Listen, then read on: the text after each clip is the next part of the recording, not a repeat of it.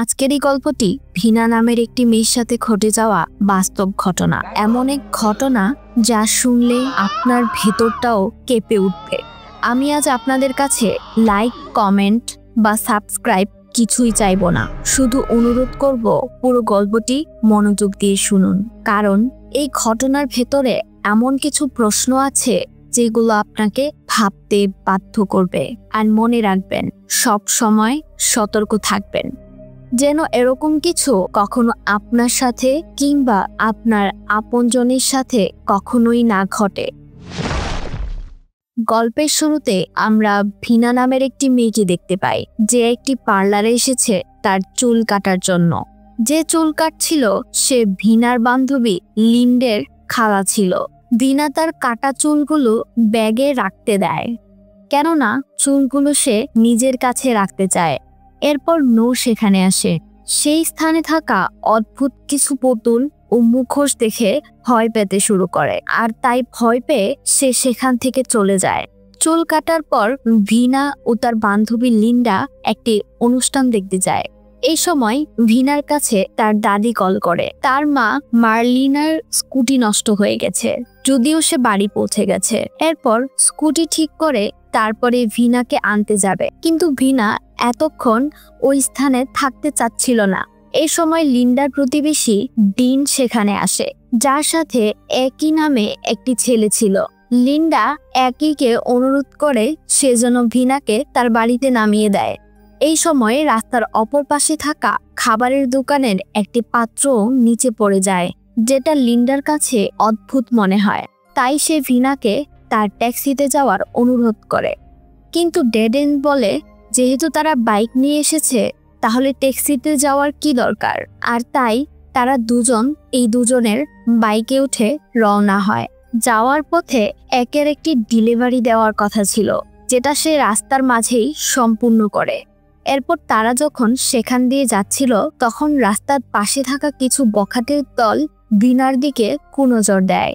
এতে সে ভয় পেতে শুরু করে, আর তাই একইকে দ্রুত সেখান থেকে যেতে বলে।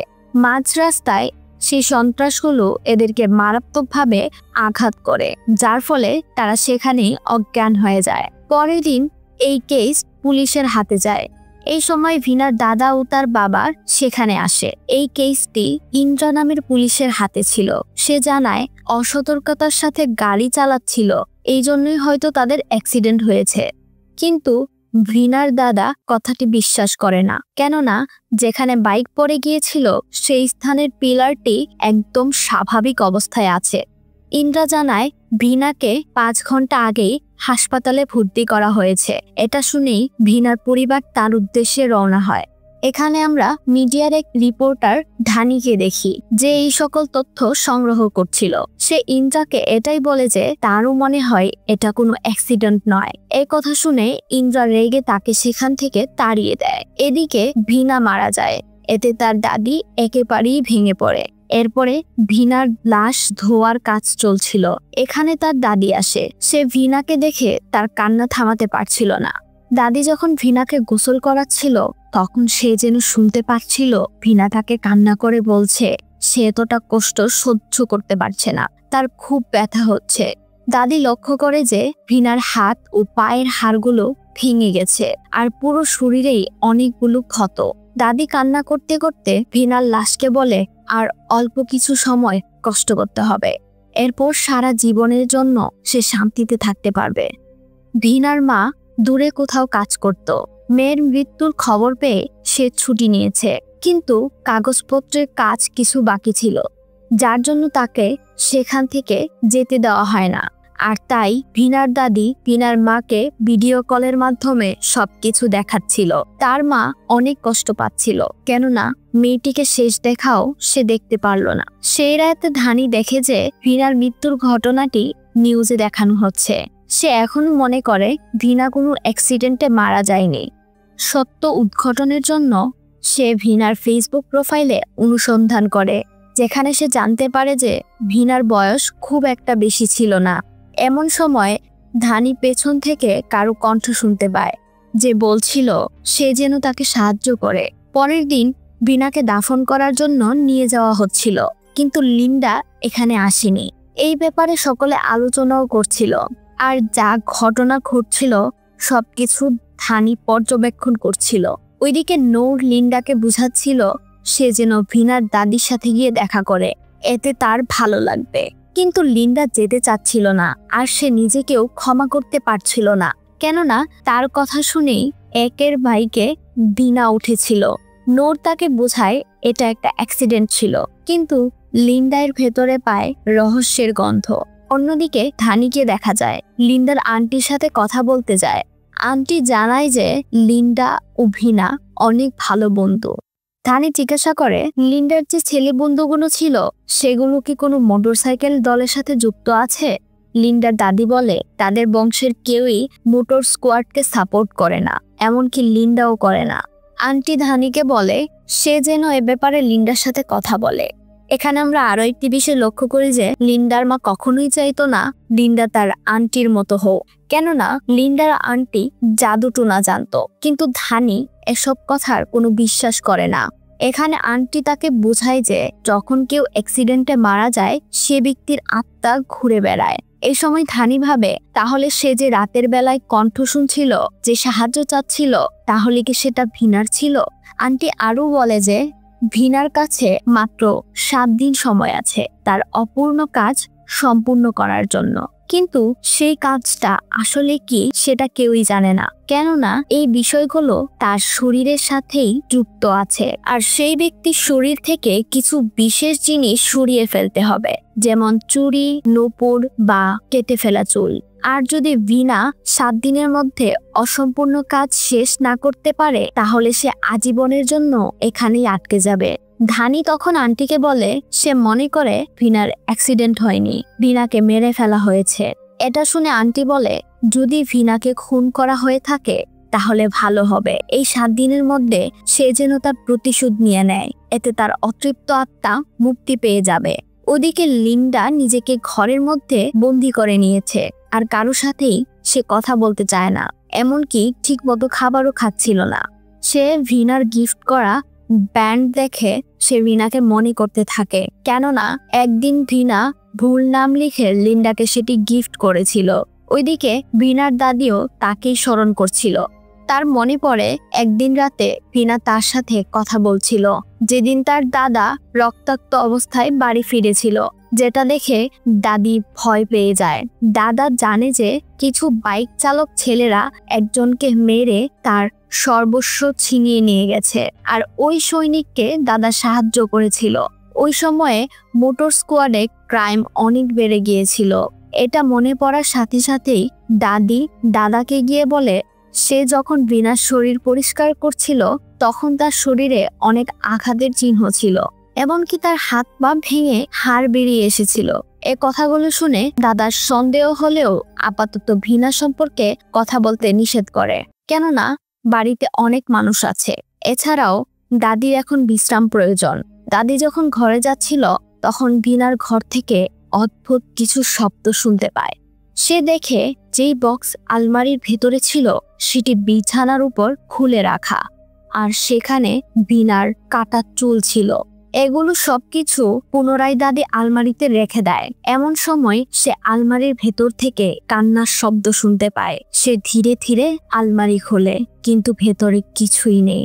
হঠাৎ দেখে নীলনা রক্তাক্ত অবস্থায় সেখানে বসে আছে, আর প্রতিনিয়ত সে সাহায্য চাচ্ছিল। এমন ভয়ঙ্কর দৃশ্য দেখে দাদির আত্মা কেঁপে ওঠে। পুলিশ স্টেশনে ভিনার দাদি ও তার মা দেখা করতে যায়। এখানেও তারা ভিনার ব্যাগের ভেতর কিছু কাটা চুল পায়। এখানে দাদি একটা জিনিস বুঝতে পারছিল না যে যেই চুলগুলোকে সে বক্সের ভেতরে দেখেছে সেটা এই ব্যাগের ভেতরে কিভাবে এলো, কেননা চুল কাটার পরে ভিনা তো বাড়িতে আসেনি। এ সময় ধানি সেখানে আসে। ধানি একজন হরর কন্টেন্ট ক্রিয়েটর। এটা শোনার পর দাদি বলে ভিনা কোনো ভূত নয়, তারা আসলে ধানিকে ভুল বুঝেছিল। এমন সময় অফিসার ইন্দ্রা চলে আসে আর বলে তাদের ইনভেস্টিগেশন চলছে, আর তাই ভিনার জিনিসপত্রগুলো তাদের প্রয়োজন, কিন্তু আপাতত তারা ভিনার জিনিসপত্র বাড়িতে নিয়ে যেতে পারে। ওদিকে লিন্ডা ঘুমাচ্ছিল। তখনই সে স্বপ্নে দেখে অনেকগুলো আত্মা তাকে টেনে নিয়ে যাচ্ছে, আর তার সামনে রক্তাক্ত অবস্থায় এগিয়ে আসছিল ভিনা, যে তার মুখ ছিঁড়ে ফেলে। মনে হচ্ছিল যেন তার আত্মা ভিনার শরীরে ঢুকে যেতে চায়। তখনই লিন্ডার ঘুম ভেঙে যায়। তার বাসায় ধানি এসেছে তার সাথে কথা বলার জন্য, তাই সে সব কথা ধানির মনে থাকে না, তাই সে সব কথা রেকর্ড করছিল। এমন সময় লিন্ডা জানায় যে তার এক বন্ধু একদল মোটর বাইকারের জন্য বেশ কিছু জিনিসপত্র তৈরি করে, কিন্তু সে এগুলো করেছিল তাদেরকে ভয় পেয়ে, কেননা সেই বাইক রাইডারগুলো লোকমানকে অনেক বিরক্ত করত। আর সেই দলে ছিল একটি ছেলে যার নাম হলো অ্যাগি, আর তার বান্ধবী টিকা লিন্ডাদের স্কুলেই পড়তো। এই দুজন প্রেমিক প্রেমিকা অনেক বেয়াদব ছিল। টিকা ভিনাকে জোর করে ধরে তার চুলে চুইংগাম লাগিয়ে দিয়েছিল, কিন্তু ভিনাও কম ছিল না। সে টয়লেটের নোংরা পানি তার গায়ে ছড়িয়ে দিয়েছিল, আর সে চুইংগাম চুল থেকে বের করার জন্যই আন্টির কাছে গিয়েছিল। ভিনার চুল তার জন্য অনেক গুরুত্ব ছিল, কেননা সে মডেল হতে চেয়েছিল। একদিন ভিনা লিন্ডাকে জিজ্ঞাসা করেছিল যে কেউ তাকে বিরক্ত করছে কিনা, কিন্তু লিন্ডাকে কেউ বুলি করতো না। তখনই লিন্ডা বুঝে গিয়েছিল যে ভিনা হয়তো কিছু লুকাচ্ছে, আর সে এটাও মনে করে যে ভিনার মৃত্যু কোনো অ্যাক্সিডেন্ট নয়। লিন্ডা ধানিকে রিকোয়েস্ট করে সে যেন সকল সত্য বের করে আনে। এরপরে ধানি অ্যাগির ফেসবুক প্রোফাইল দেখেই বুঝে যায় এই হত্যাকাণ্ডের পিছনে তার হাত অবশ্যই আছে, কেননা এই মোটর স্কোয়াডের দল অনেকগুলো ক্রাইম করেছিল, যেগুলো ধানি কভার করেছিল। দুর্ঘটনার পর থেকে অ্যাগির ব্যবহারের কারণে তার বাবা মাও অতিষ্ঠ হয়ে যাচ্ছিল, আর তাই তারা তাকে দূরে একটি শহরে পাঠাতে চায়। এরপরে অ্যাগি যখন তার ঘরের ভেতরে একা ছিল, তখন সে কামড়ানোর শব্দ শুনতে পায়। মনে হচ্ছিল কিছু একটা শক্ত জিনিস চিবিয়ে চিবিয়ে খাচ্ছে। তখনই সে উঠে নিচে দেখে, আর সে দেখে বিছানার পাশে পানি পড়ে আছে। ধীরে ধীরে বিছানার নিচে হাত দেয়। তখনই সে সেই স্থান থেকে বরফের টুকরো খুঁজে পায়, যেটি সে বাথরুমে ফেলতে যায়। আর সেখানে গিয়ে সে লক্ষ্য করে অনেকগুলো বরফের টুকরো বাথরুমের নিচে ছড়িয়ে আছে। পুরো বাথরুমের ভেতরে বরফের টুকরো, আর তার ভেতর থেকে বেরিয়ে আসে ভিনার আত্মা।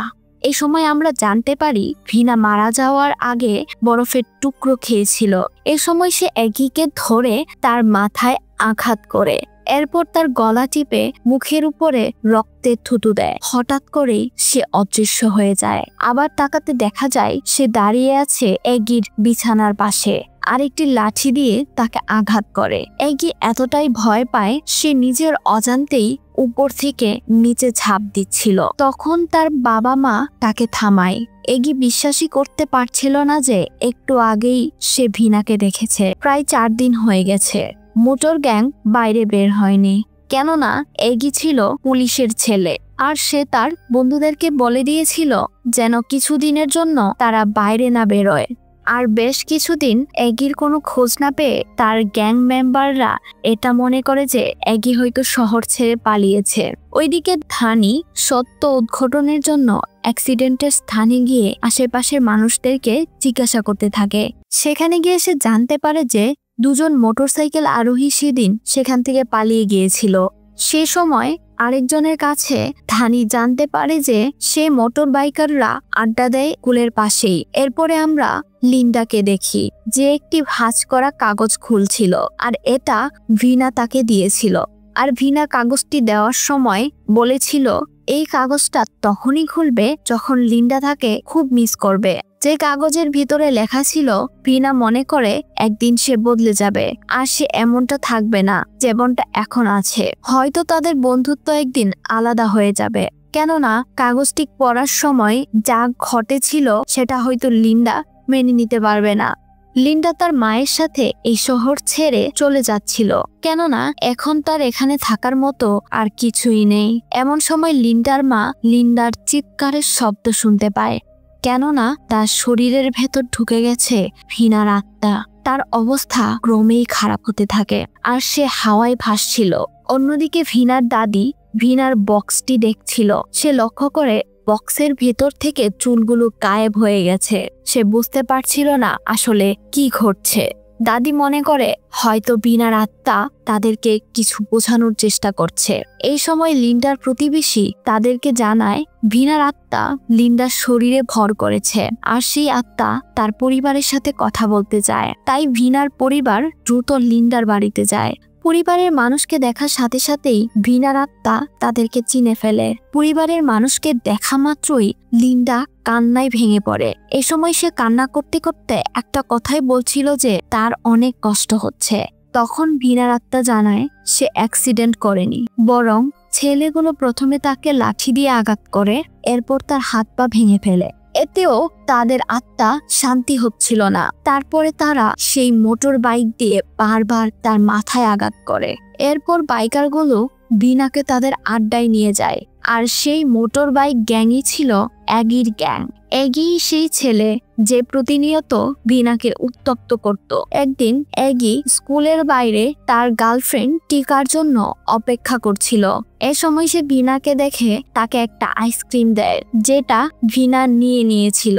লিন্ডা ভিনাকে বলেছিল আইসক্রিম নেওয়াটা ঠিক হয়নি, কেননা অ্যাগি মনে করবে ভিনা হয়তো তাকে পছন্দ করে। তখন ভিনা জানায় সে দিয়েছে, আমি রেখেছি, এতে পছন্দের কথা আসে কোথা থেকে। এই বিষয়টা অ্যাগির গার্লফ্রেন্ড টিকা দেখে নিয়েছিল, আর তাই সে রেগে পরের দিন ভিনাকে বুলি করেছিল। একদিন লিন্ডা ও ভিনা যখন কফি শপে গিয়েছিল, তখন অ্যাগির দল সেখানেই বসেছিল। অ্যাগি ভিনাকে জোর করে তার সাথে নিয়ে যেতে চাচ্ছিল। এ সময় লিন্ডা তাদের কাপড়ে থাকা ব্যাচ লক্ষ্য করে, যেটি দেখে সে বুঝে গিয়েছিল এই ব্যাচ তার বন্ধু তৈরি করেছে। ভিনা অ্যাগিকে পছন্দ করত না, তাই সে রেগে কিছুই না বলে সেখান থেকে চলে গিয়েছিল। এরপর ভিনা যখন মডেলিং করছিল, অ্যাগি তাকে ফলো করতে করতে লেডিস ওয়াশরুম পর্যন্ত চলে যায়। সে সহ্য করতে পারছিল না যে একটি মেয়ে তার প্রপোজাল রিজেক্ট করেছে। তার ইগো হার্ট হয়েছে। সে তাকে জোর করে ধরে বাজে কথা বলতে শুরু করে। তখনই ভিনা তার মুখে থুতো দিয়ে সেখান থেকে পালিয়ে যায়। এই বিষয়টা অ্যাগির গ্রুপের প্রত্যেকেই লক্ষ্য করে, আর তাই তারা অ্যাগির উপর হাসতে শুরু করে। প্রতিশোধ নেওয়ার জন্য অ্যাগি ভিনার উপর আক্রমণ করে। এরপরে ভিনাকে তার আস্তানায় নিয়ে যায়। তাকে মারাত্মকভাবে জখম করার পরেও ততক্ষণ পর্যন্ত তাকে ধর্ষণ করে যতক্ষণ পর্যন্ত ভিনা মারা যায়নি। অ্যাগি এমন অবস্থা দেখে তাকে সাহায্য করতে যাচ্ছিল, তখন সেই শয়তানগুলো তাকে মারাত্মকভাবে আঘাত করে আর তার চোখ উপড়ে নেয়। এতেও যেন ওই শয়তানগুলোর মনে শান্তি পাচ্ছিল না। তারা বারবার ভিনার পায়ের উপরে মোটরসাইকেল চালায়, এতে তার পা ভেঙে যায়।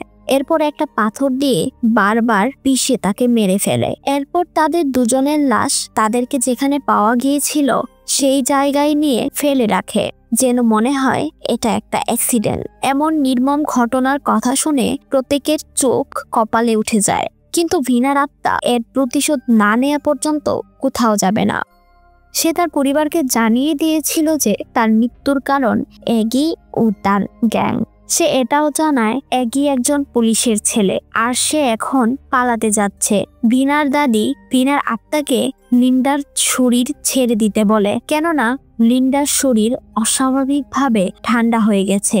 আসলে ভিনার আত্মা লিন্ডার শরীরে এজন্য এসেছিল, লিন্ডা ভিনার শেষ কার্যক্রমে এসেছিল না, আর সেই তার সবচেয়ে ভালো বন্ধু, আর তাই সে তার বন্ধুর সাথে দেখা করতে এসেছিল। এরপর ভিনার আত্মাকে পবিত্র পানি পান করানো হয়, যার ফলে সে লিন্ডার শরীর ছেড়ে দেয়। লিন্ডার আন্টি এটা চাচ্ছিল যে তারা সবাই যেন ভিনার আত্মাকে সাহায্য করে, এই জন্য তাদের কাছে 7 দিন সময় আছে। এই সকল ঘটনা ধানিকে ফোন করে জানানো হয়, আর ভিনা যা কিছু বলেছিল সবকিছু রেকর্ড করা হয়েছিল, আর সেই রেকর্ড ধানি সোশ্যাল মিডিয়ায় আপলোড করেছিল। এখন সেই রেকর্ডিং সকলে শুনতে শুরু করে। পুলিশ স্টেশনে দাদি ও ভিনার মা জানতে পারে যে ধানি পুলিশ ইন্সপেক্টর ইন্দ্রার ভাই, আর তাই ধানি একজন উকিল নিয়ে এসেছিল যে ভিনার পক্ষে লড়বে। ঘটনাটি 48 ঘন্টার মধ্যেই পুলিশ সন্ত্রাসীদের নাম তো পেয়েছিল, কিন্তু অ্যারেস্ট করার জন্য তাদের কাছে পর্যাপ্ত প্রমাণ ছিল না। এমনকি অ্যাগির বাবা এই কেসকে দামানোর চেষ্টা করেছিল, কিন্তু ইন্দ্রা সত্যের পথে চলতে চায়। যদি এই কথা জনগণের মাঝে ছড়িয়ে যায় যে তাদের ইনভেস্টিগেশন এখনো চলছে, তাহলে অপরাধীরা সতর্ক হয়ে যাবে। উপযুক্ত প্রমাণ পাওয়ার জন্য তাদের ভিনার পোস্টমর্টেম করতে হবে, আর এজন্য ভিনার লাশকে কবর থেকে তুলে আনা প্রয়োজন। এতে তার পরিবারের সম্মতি দরকার, কিন্তু ভিনার দাদা এর জন্য রাজি হচ্ছিল না। কিন্তু দাদি যে কোনো কিছু মূল্যে হলেও ভিনাকে ন্যায় পাইয়ে দিতে চায়। অন্যদিকে অ্যাগি বাথরুমে ছিল। এমন সময় সে অনুভব করে তার ঘাড়ের কাছে কেউ নিঃশ্বাস ফেলছে, ঠিক যেমনটা সে ভিনার সাথে করেছিল। হঠাৎ তার পিছনে ভিনাকে দেখতে পায়। সে পিছনে ঘোরার সাথে সাথেই কিছু নেই। অ্যাগি পালিয়ে যেতে চাচ্ছিল।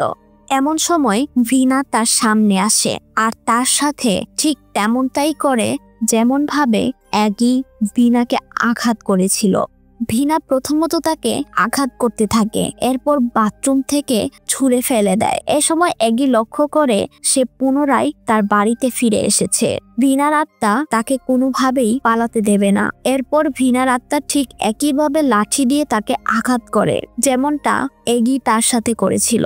সে তার শরীরের এক একটি আঘাত প্রতিশোধ নিয়েছিল, আর তাই সে অ্যাগির হাত ভেঙে ফেলে। এরপর তার মাথা। অ্যাগি বাঁচার জন্য হামাগুড়ি দিতে দিতে ঘর থেকে বেরোনোর চেষ্টা করে। তখনই ভিনার আত্মা দরজা দিয়ে তার পায়ে এমনভাবে আঘাত করে যাতে তার পা ভেঙে যায়। এরপর তার বেল্ট খুলে অ্যাগির চোখ বন্ধ করে দেয়, যেমনটা অ্যাগি ভিনার সাথে করেছিল। এরপর তার মাথা ততক্ষণ পর্যন্ত আঘাত করতে থাকে যতক্ষণ পর্যন্ত না সে মারা যায়। এখন ভিনার মৃত্যুর ৬ষ্ঠ দিন, আর ভিনা মৃত্যুর পরে এই প্রথম লিন্ডা তার বাড়িতে এসেছে। ওইদিকে ভিনার কবর খুঁড়ে তার লাশ বের করা হয়। তখনই লিন্ডার ভেতরে আবার তার আত্মা চলে আসে। ভিনার লাশের শরীরে আঘাত থেকে স্যাম্পল কালেক্ট করা হয়। এই কাজগুলো যখন করা হচ্ছিল, তখন ভিনার আত্মা প্রচন্ড কষ্ট পাচ্ছিল। এই সময় ভিনার আত্মা তার শরীরে লাগানো অতিরিক্ত চুল ও দাঁতে লাগানো ব্রেসের কথা জিজ্ঞাসা করে। এই কথা শুনে ভিনার মা পুলিশকে ফোন করে। এটা শুনে দলগুলো ভিনার মাথা থেকে অতিরিক্ত চুল ও দাঁতে লাগানো ব্রেস বের করে নেয়। ভিনা শান্ত হয়ে যায়। দাঁতে লাগানো ব্রেসেস ও অতিরিক্ত চুল স্যাম্পল হিসেবে পুলিশকে দেয়। যে স্যাম্পল থেকে তারা যে প্রমাণ পায়, সে প্রমাণের উপর নির্ভর করে ৮ জনকে গ্রেফতার করা হয়। বাকি অপরাধীদের খোঁজ এখনো করা হচ্ছে। মুভির একদম শেষে দেখি লিন্ডা সেই শহর ছেড়ে চলে যায়, আর ভিনার বাবা সেই অতিরিক্ত চুল পানিতে ফেলে দিয়েছিল। ভিনা সবসময় এটা বিশ্বাস করত, দুর্বলকে যারা কষ্ট দেয় তাদেরকে শাস্তি দেওয়ার জন্য অনেক শক্তিশালী কেউ আছে। সে লিন্ডাকে বলেছিল হয়তো খুব অল্প সময়ের জন্য তারা বন্ধু, কিন্তু সে এটা ভেবে খুশি যে লিন্ডার মতো কেউ একজন তার বন্ধু। ভিনা যখন মারা যায় তখন তার বয়স ছিল ১৬, যাকে মারাত্মকভাবে নির্যাতন করে মেরে ফেলা হয়েছিল। তার সাথে তার বয়ফ্রেন্ডকেও মেরে ফেলা হয়েছিল। বাস্তব জীবনে সত্যি সত্যি ভিনার আত্মা লিন্ডাকে ভর করেছিল, যার মাধ্যমে সে তার সাথে ঘটে যাওয়া নির্মম ঘটনা সকলকে জানিয়েছিল। ঘটনাটি ঘটেছিল ২০১৬ সালে, যার সাথে যুক্ত ছিল ১১ জন সন্ত্রাসী, যাদের মধ্যে ৮ জনকে গ্রেফতার করা হয়, আর ২০১৭ সালে তাদেরকে আজীবনের কারাদণ্ড দেওয়া হয়। কিন্তু একজনকে মাত্র ৮ বছরের জেল দেওয়া হয়, কেননা সেই সময় ছেলেটি কিশোর ছিল, আর বাকি যে ৩ জন তাদেরকে কখনোই খুঁজে পাওয়া যায়নি।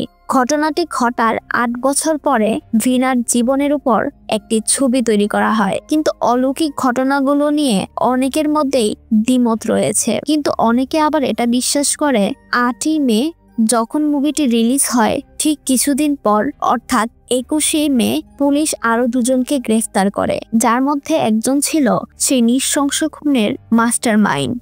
অনেকের মধ্যে এটাই প্রশ্ন জাগে যে ঘটনাটি ঘটার পরে যখন ৩ জনকে ধরা যায়নি, অনেকগুলো বছর কেটে যাওয়ার পর মুভি যখন মুক্তি পায় তখন ২ জনকে কিভাবে ধরা গেল। আসলে এই ঘটনার সাথে যুক্ত সে মাস্টার মাইন্ড ৮ বছর ধরে পলাতক ছিল, যে তার নাম পরিবর্তন করে পালিয়ে থাকতো। যদিও প্রেস কনফারেন্সে সেটা দাবি করেছিল যে সে নির্দোষ। ভিনার আত্মা তখন তার পরিবারকে সকল ঘটনা বলেছিল। তখন সে এটাও বলেছিল যে পুলিশের ধোঁকায় তারা যেন না পড়ে। আর ভিনার বোন মার্লিনা সত্যি সত্যি তার সকল কথাগুলো রেকর্ড করেছিল। যে রেকর্ডের ভেতরে ভিনার আত্মা সেই লোকটির ব্যাপারে স্পষ্টভাবে বলেছিল, যেটা ছিল সেই লোকের নিকনেম। মাস্টারমাইন্ড হিসেবে যাকে গ্রেফতার করা হয়েছিল তার পরিবার দাবি করে ঘটনার দিন সে ওই শহরে ছিলই না। তবে আসলে কি সে অপরাধী ছিল, নাকি চাপে পড়ে অন্য কারোর উপর দোষ চাপানো হয়েছে? এই প্রশ্নের উত্তর এখনো অজানা। আজকের এই গল্প থেকে একটা কথা মনে রাখবেন, সবসময় সতর্ক থাকুন যেন এমন কোনো অমানবিক ঘটনা আপনার জীবনে না ঘটে।